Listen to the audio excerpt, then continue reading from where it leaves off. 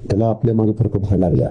पण तिथे कसं आहे, त्याच्याकडे हाही यंत्रणा, त्याच्याकडे हाही संघटना, मग ती मीडिया हँडल करणं, मग ते मोठा स्टेज डेकोरम देणं, मीडियाला प्रॉपर बातमी देणं चालतच नाही.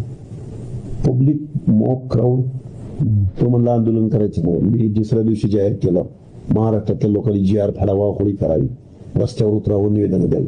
म्हणलं होतं ना काय करायचं नाही म्हणून, माझ्या उपस्थितीत म्हणला ना आंदोलन थांबवा. स्टेजवरच होतो ना मी पण, आंदोलन थांबवा. बरं, हा मुख्यमंत्र्यांना, दोन उपमुख्यमंत्र्यांना भेटायला गेलाय, घेऊन कुणाला गेलाय? स्वतः आणि स्वतःचा पुतणी आणि स्वतःचा पोरगा, 3 जण. हे 3 जण आणि ते 3 जण, आणि सगळेच सांगतोय ते 3 जण होते, आम्ही 3 जण होतो.